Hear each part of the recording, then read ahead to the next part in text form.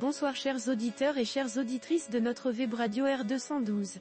Abdelghany El Arras, en sa qualité d'expert invité, partage son avis et sa réflexion avec vous dans cet article intitulé Évolution du niveau de vie au Maroc, enjeux, inégalités et impact des lois de finances 2024 à 2025.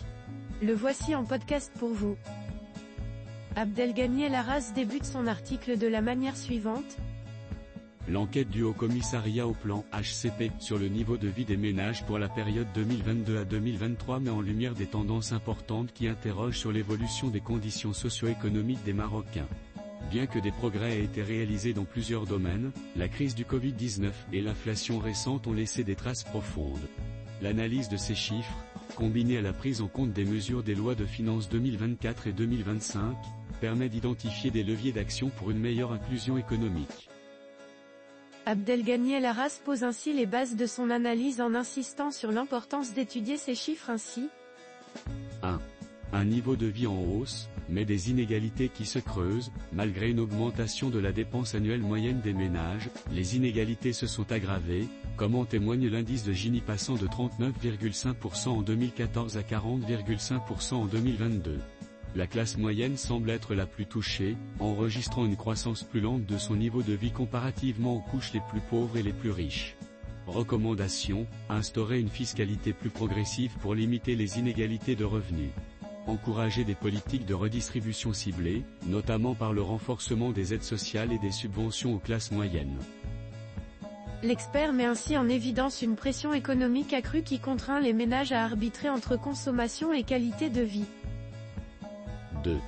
Des dépenses réorientées vers les besoins essentiels. Les ménages consacrent une part croissante de leur budget à l'alimentation, 38,2% en 2022, et au logement énergie, 25,4%, au détriment des loisirs et de la culture, dont la part a chuté de 1,9% à 0,5%. Cela traduit une pression économique croissante et un arbitrage contraint entre consommation et qualité de vie. Recommandation, réduire la pression sur le pouvoir d'achat par des mesures de soutien ciblées, notamment sur les produits de base et l'énergie. Encourager le développement de services culturels et de loisirs à bas coût pour éviter une fracture sociale accrue. Abdelghany El Arras attire l'attention sur cet aspect préoccupant, appelant à des actions rapides et efficaces pour enrayer cette dynamique de cette manière. 3. Une pauvreté en recul, mais une vulnérabilité en hausse. Si la pauvreté absolue a diminué, la vulnérabilité économique a nettement augmenté, passant de 7,3% en 2019 à 12,9% en 2022. Ce phénomène touche de plus en plus le milieu urbain, où la part des personnes vulnérables est passée de 7,9% à 9,5% en 8 ans.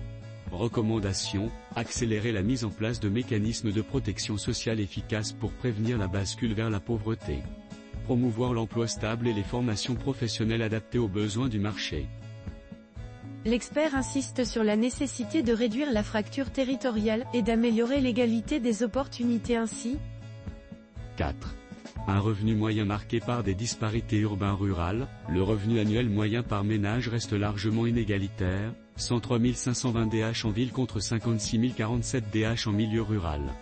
De plus, 72% des ménages ont un revenu inférieur à cette moyenne, un chiffre qui grimpe à 85% en milieu rural. Recommandation, favoriser l'investissement et l'industrialisation dans les zones rurales pour générer plus d'emplois locaux. Réduire la fracture territoriale par un meilleur accès aux infrastructures et services publics. L'auteur met en avant l'importance d'une approche régionale adaptée aux réalités locales pour lutter contre cette situation en disant. 5. Une baisse de la pauvreté multidimensionnelle, mais des régions encore touchées. Certaines régions comme Beni Mellal Kenifra, 11,6%, et Fez Meknès, 10,4%, restent marquées par la pauvreté multidimensionnelle, concentrant à elles seules 40% des populations en situation de précarité. Recommandation, mettre en place des stratégies de développement régional adaptées aux spécificités locales. Renforcer l'accès à l'éducation et aux soins de santé pour réduire la pauvreté à long terme. Impact des lois de finances 2024 et 2025, il est essentiel de prendre en compte les mesures des lois de finances 2024 et 2025, pour avoir une vision complète de l'évolution du niveau de vie des ménages marocains. Ces mesures auront un impact positif sur le coût de la vie et le pouvoir d'achat.